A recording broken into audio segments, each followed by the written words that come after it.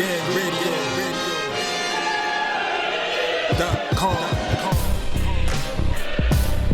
Take over. Last mission.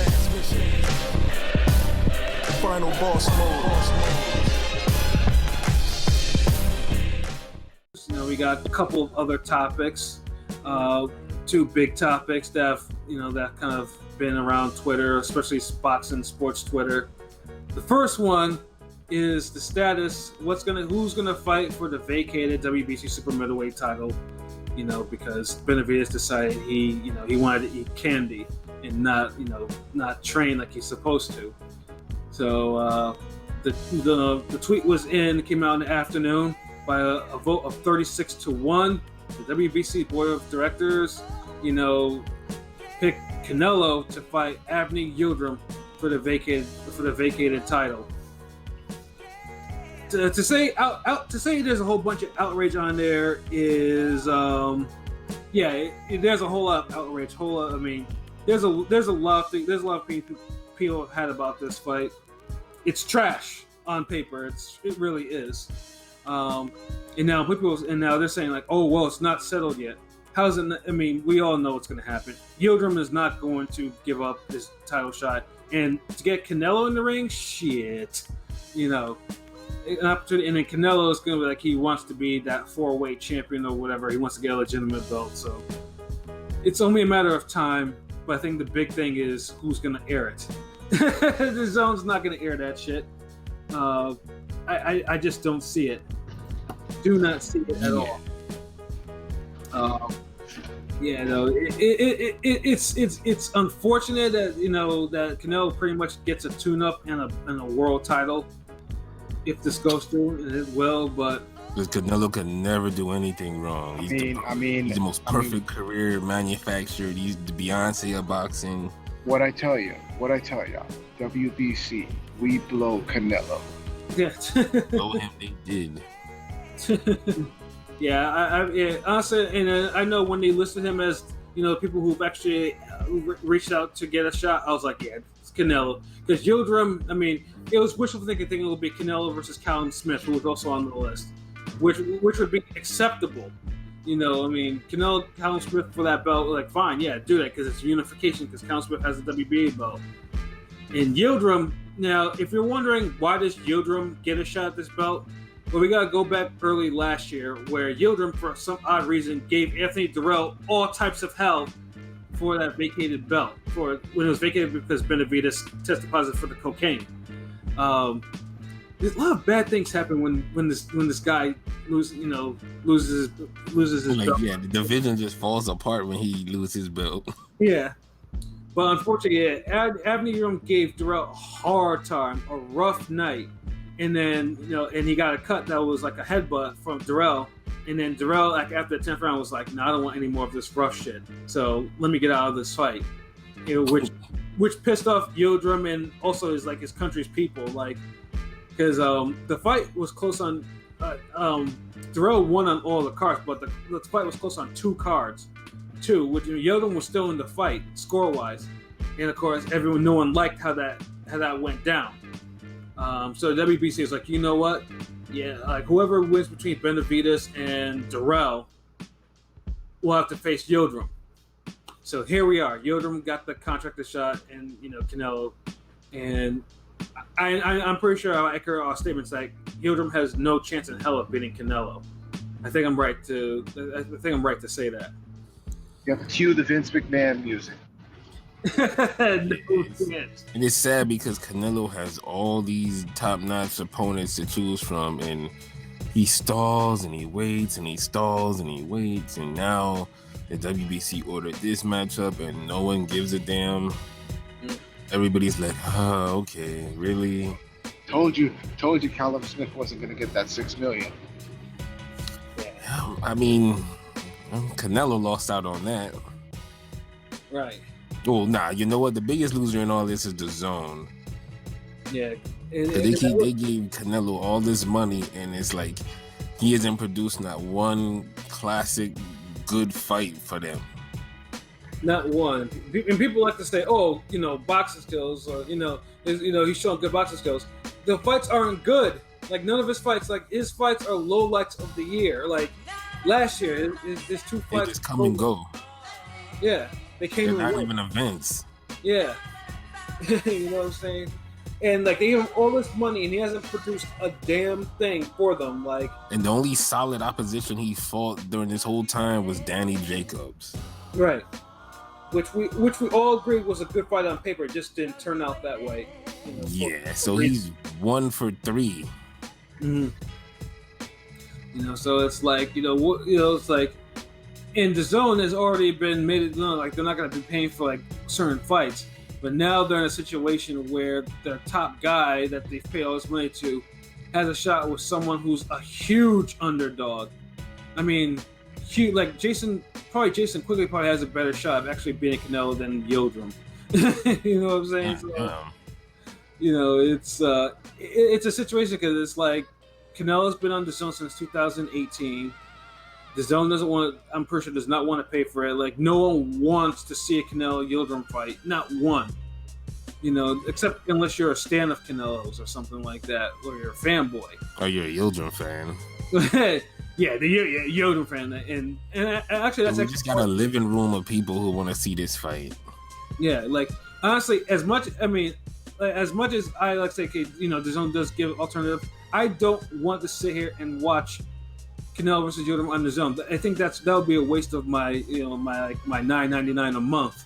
I'm like, facts. When better fights could be airing on that. I don't pay to see. I've seen Yildirim on the zone. He got wasted by Eubank Jr. in 3 rounds. I don't. And honestly, it kind of leads back to like, I think the zone's biggest mistake is not taking that prime Showtime approach to just buying fights. They bought fighters. Yeah, they should have been trying to facilitate certain fights. Well, I mean, they bought the Matchroom, Golden Boy, and then the World Boxing Super Series. Yeah, so it's like, but they would have been better off, like I said, buying fights, being able to like, put a card together, like. But of course, they would need a promoter to do that because I don't think the zone doesn't have any boxing people. It's just more all the money they was throwing around. They could have made their own promoter. They could have been like how HBO was. That's really how the zone should have came in the game. It should have came with that HBO style, but with the Showtime approach where, look, we'll sign off on fights, we'll promote it, yada, yada, yada, but look, we're going to make certain offers to certain boxers or promoters and see if they can make this fight happen, and we'll put it on our network. Set up a licensing fee, whatever, the whole 9. Instead, they got promoters, and then they let promoters gas them up like a dude taking a bitch to the movies, and he's like in her ear the whole night. Like, baby, I could get you that Canelo Golovkin fight. The third one, right? Oh, really? So I got the WBS, I got the World Boxing Super Series over here, right? So I mean, we could all just chill over here. And that shit didn't work because you had the whole Canelo Golden Boy Oscar fuckery where he's lying to this man and telling him like, yeah, they'll give you the money, you don't have to worry about Golovkin, he's old news. Come to find out that was the whole reason why they wanted him, which they should have known better. Yeah, I mean, Oscar's alternative motive was actually finding a home for his promotion to actually, because obviously HBO was gone. He couldn't go back to ESPN because of Top Rank, and obviously going on Fox or whatever. He had to find a home for his promotion.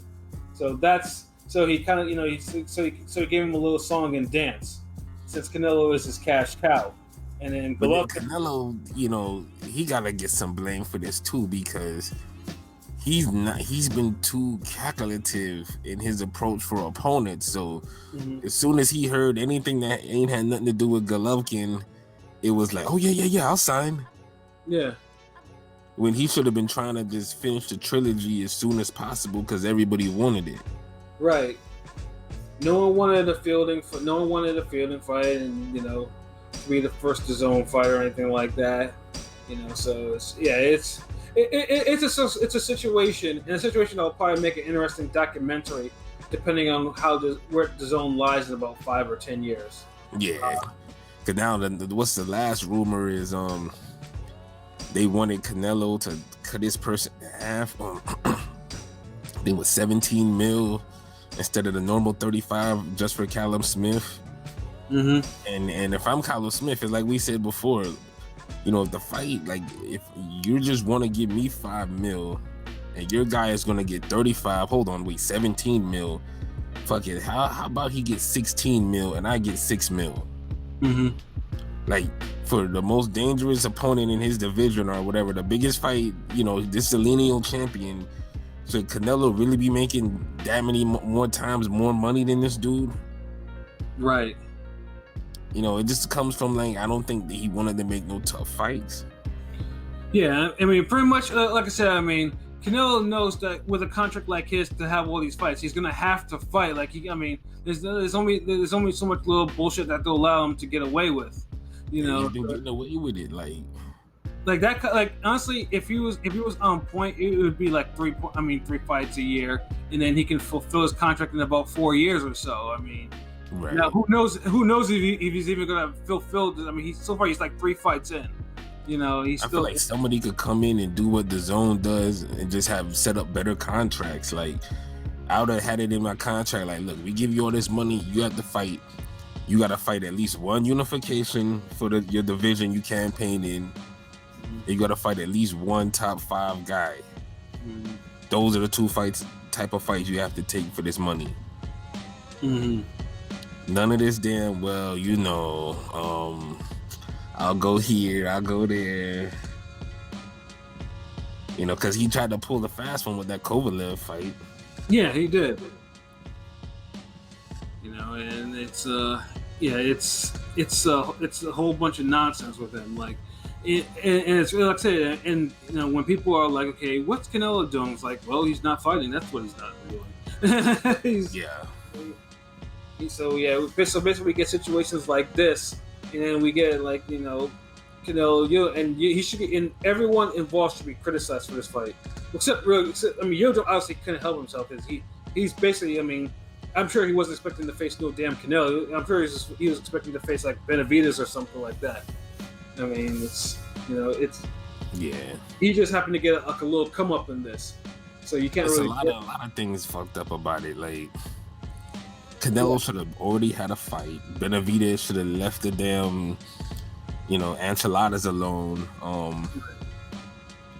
It's just a lot of factors, bro. And this is what happens when, you know, shit just speed off course. Right. You don't follow your career trajectory, and then you get sideswiped with other bullshit. And funny thing too is, Yildirim actually popped dirty like a couple months even after that fight. Like, so it wasn't like he was completely innocent. I just remember that he did have a little issue with PEDs himself because he was recovering from like surgery or whatever. So I mean, it's just a whole bunch of fuckery, and like I said, none of us are looking forward to this fight or looking forward to it. Pretty much, it's just gonna be like who's gonna air it, and then we'll just go from there. Yeah, because it hasn't been officially made yet. But it's hard to see Canelo say, you know what, I don't want this free easy belt. Yeah, no. He's not going to do it. And that's the thing. Like, if Canelo was like... You just won't see people turn down. Yeah. What? I don't want all this free fried chicken. Yeah. Oh, what? Hold on. The new PS5? For free? Nah, no way. For me? WBC green belt? Fighter jobber? No way. Yeah.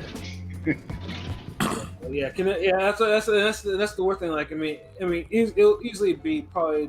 I won't say it's the worst fight, but for a so-called big fight, it will be up there as the worst. Because it's a trash fight regardless. Because you know you expect more from your alleged superstars and pound for pound guys in the sport, and so when they kind of duck and dodge and do, you know, shenanigans with negotiations, you kind of just be like, damn. Yeah,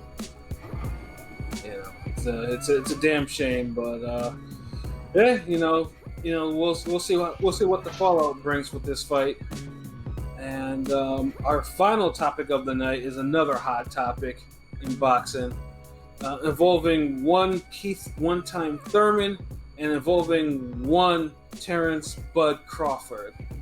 No, it's one of the other things going on here. It's going to be like, who's going to be fighting who next? Thurman has been very vocal lately about pretty much, trying to pull Crawford's card and like, okay, yes, we sent you the contract, we sent, Al made the call, so what's good? And meanwhile Crawford has been beefing with Gary Russell, who's a featherweight. So it's it's a weird situation, but we did put up a poll on Twitter. Shout out to Pete for this. Trying to gauge, say who, what the interest is for a Crawford Thurman fight on pay-per-view. The majority of you have said yes, you are definitely interested in seeing this fight on pay-per-view. I think it's like 70-something%, and then 20% is like, okay, not pay-per-view worthy, and then like somewhere like around 5% is like, yeah, I'm not interested in this fight, period. So it's good to see that this fight has some legs somewhere. It would be Terence Crawford's best opponent ever. Of course, it has legs. Yeah. And then for Thurman, I'll give him a chance to actually regain a welterweight belt. And redeem himself from the Pacquiao loss. Exactly. Which was a great fight, by the way. Yeah, it was definitely a great fight. I mean, it wasn't a wash. It was decisive, but Thurman definitely made it. Yeah. Once Pacquiao kind of gassed out a little bit after handing out an ass whooping for like 6 rounds, Thurman, he didn't go out like a sucker like Broner did. He put hands on that man. Only to get hurt by a body shot and throw it on. Yeah. Yeah. Thurman. Yeah, so Thurman right now, I mean, after the fight, he has been injured a little bit. He's just been chilling, dealing with it, but he's saying that he's ready for this fight. Like either this fall, and try to see what's good. So of course, LB, I'll let you start it off, man. What do you think about all of this? I think Crawford just needs to accept it and give boxing fans a nice surprise, good fight for once. Yeah, because Crawford, I don't see why Crawford should be in any top pound for pound list if he sits out this whole year and everybody else is shooting fades and still have better previous opponents than he has. Like, what's his point? Like he should be like at the bottom, like 8 or like 9 or 10 where Usyk's at, because he hasn't really fought anybody lately. For various reasons, but I'm just saying, like, it makes it kind of hard to get new life on the pound for pound list when so many guys just clog it up by, oh, he fought so and so 3 years ago. He did this 2 years ago. He has the potential to be the best. I mean, this year it's kind of hard to really gauge since, like I said, COVID kind of put a stop to a lot of fights. I mean, we haven't even updated our own pound for pound list since like the winter, because, like I said, nothing. No one on the list has really moved unless they've had like a bad loss. Right. So so with all boxing, by the end of this year, we're gonna have to update it though. Yeah, we definitely will. I mean, because we usually update it twice a year, and I'm trying to think, did we even update it this year? I think it was last year. Yeah, we updated it save it for the end. We'll save it for the end, the grand finale. Yeah. Originally COVID kind of fucked it up. Yeah, like I said, usually we would have done it by like June or whatever, but it's always June and then December. Yeah, and by then, like if COVID had hit, we would have had some fights that would have probably moved the needle for the pound for pound, like Monsters fight or Josh Taylor fight. Like those fights were on the horizon. They were signed, so shit like that. And Fury had his fight. Like things would have moved, but you can only really based off things that happened last year. Yeah. really. So and Crawford, he had a trash ass year last year. Amir Khan, really? Yeah, I mean the Amir Khan fight was what it was. mean machine. Like, no, that's unacceptable. I'm gonna get my Karen on. That's unacceptable. Let me speak to your manager. Like, I don't want to see that bullshit. Like Crawford doesn't understand how much he needs a big fight right now, more so than I think any boxer out there. Like, even more so than Canelo. Because I think the tide is turning on Canelo as far as, like, we see, like, everybody talked about how he tried to take the Floyd blueprint. No, bullshit. Canelo's doing his own fucking thing. I don't want to ever hear anyone saying he took this man blueprint. Because Floyd never gave us 3 fucking trash fights in a row, ever. Yeah, that's also true. I mean, Floyd. I mean, they might be boring. Some of them might have been boring or not, but you know, he throws. He never gave you a Khan, Beefy, and Chavez Jr. 3 fights in a row. Mm-hmm.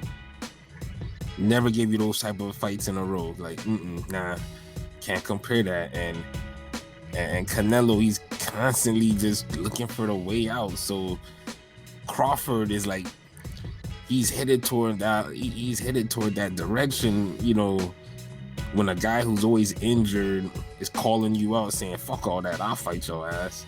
Mm-hmm. Yeah, I want such and such money. We send our offer. This, that. I mean, Crawford really looking bad, and then they have a featherweight calling you out too, like one that swung on you before. Like, right. I mean, not a good look.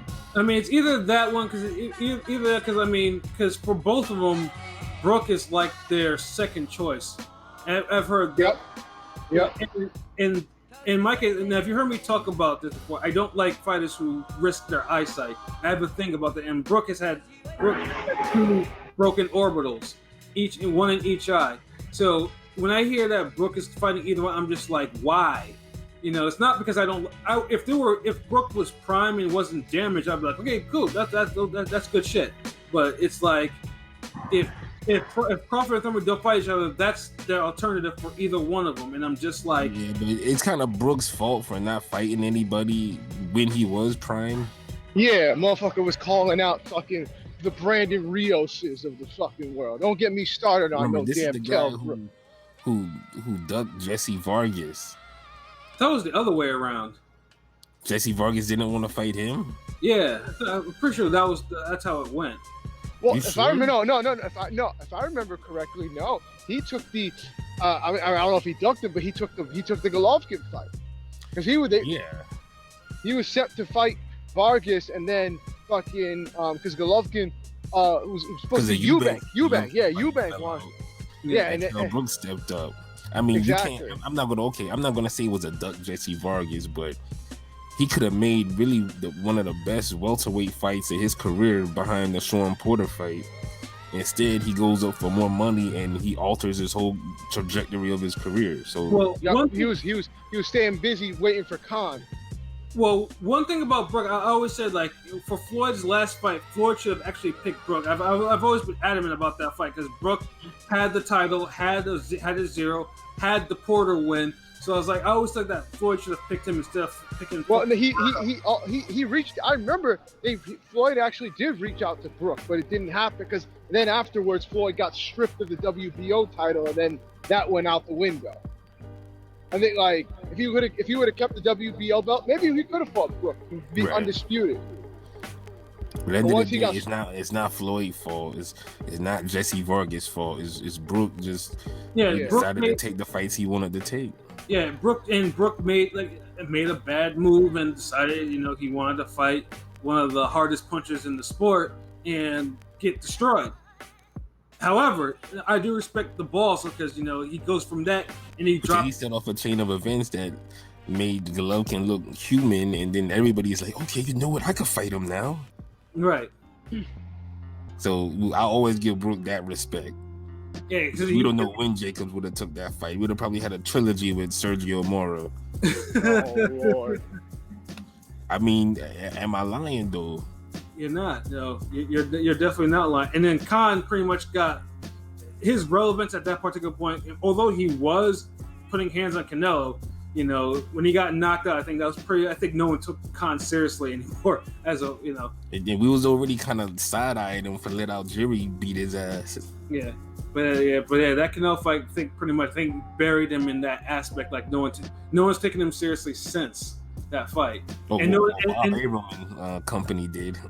Yeah, and then we have Brooke. 7 million reasons. Yeah, giving him $5 million. The fuck. Yeah, $5 million. You know, so apparently he was serious enough for Terence Crawford, but Keith Thurman, who wants $3 million, that's not enough. That's too much money. It's too much money. Like. Yeah. Keith Thurman hasn't been getting damaged in his ass all across the ring like Khan has lately.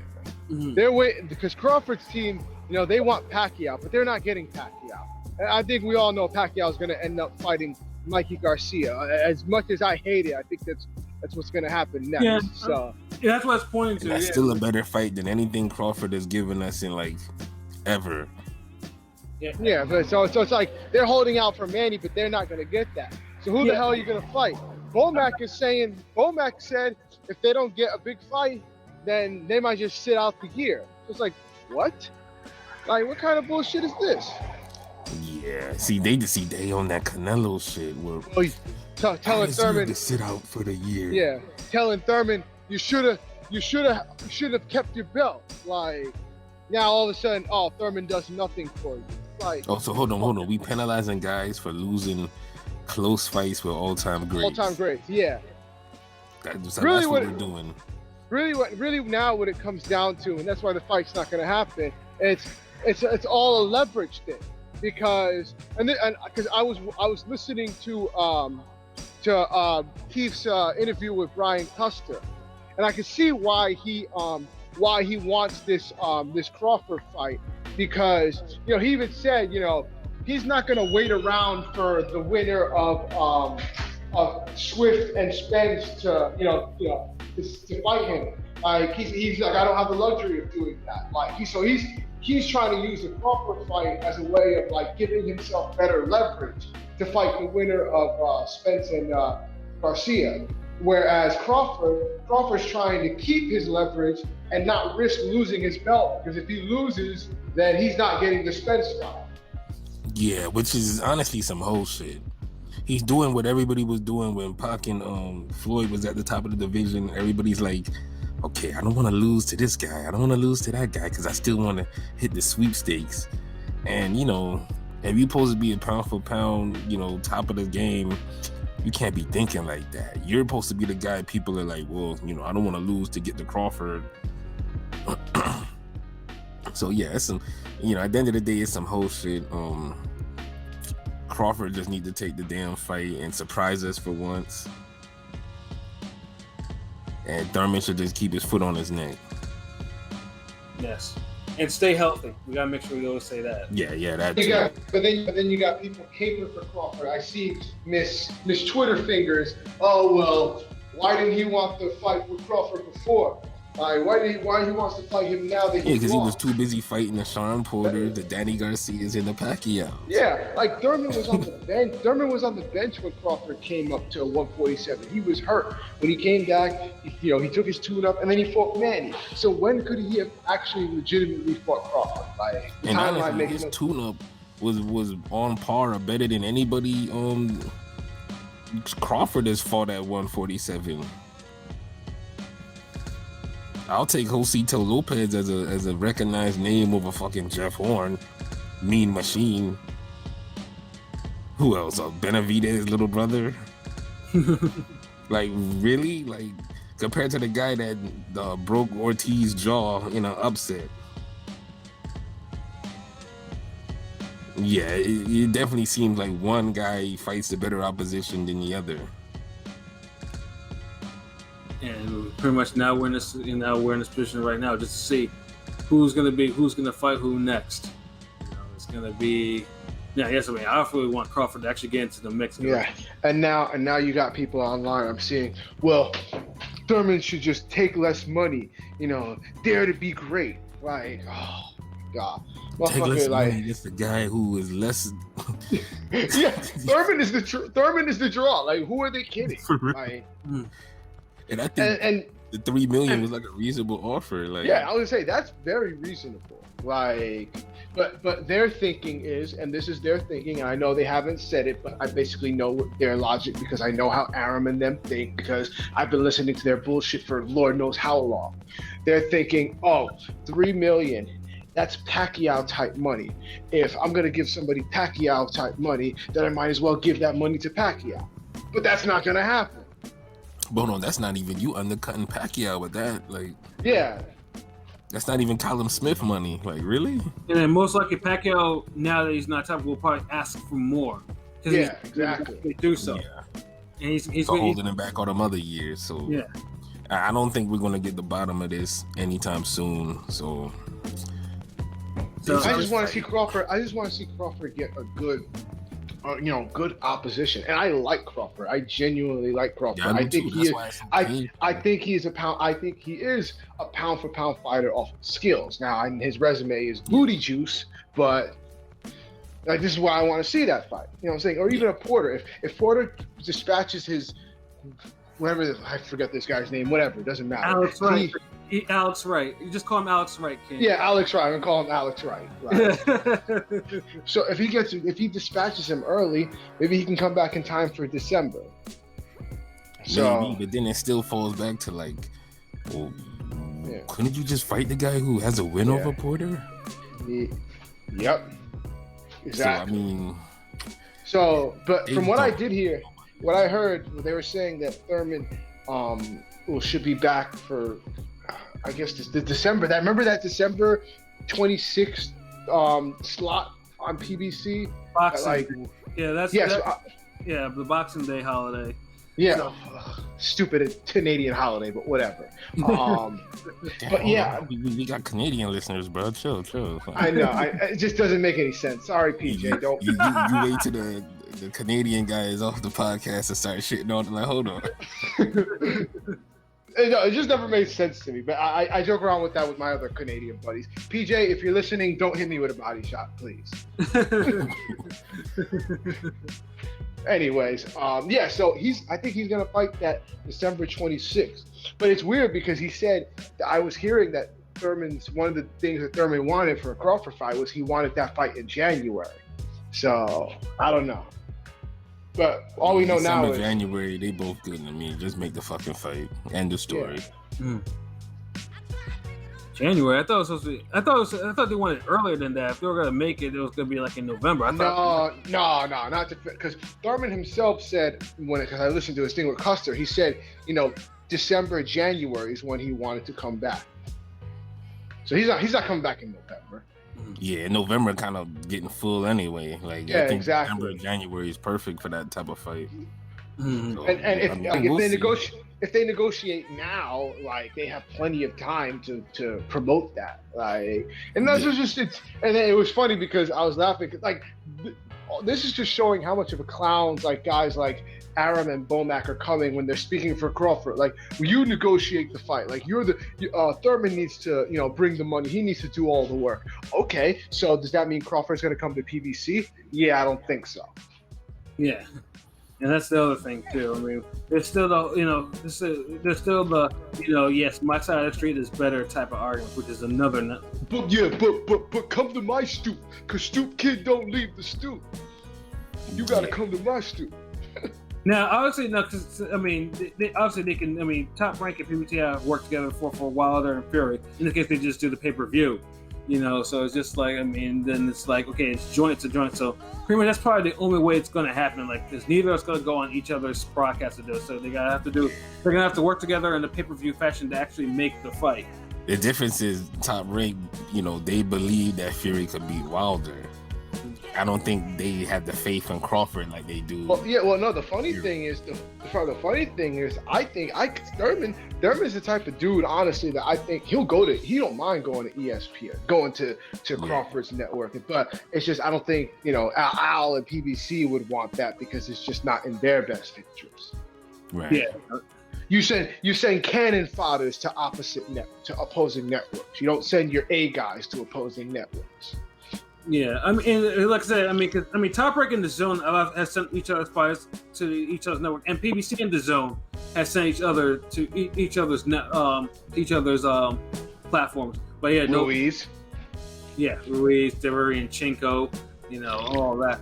But we have not seen a PBC fighter go to a Top Rank or vice versa, at least as far as I know.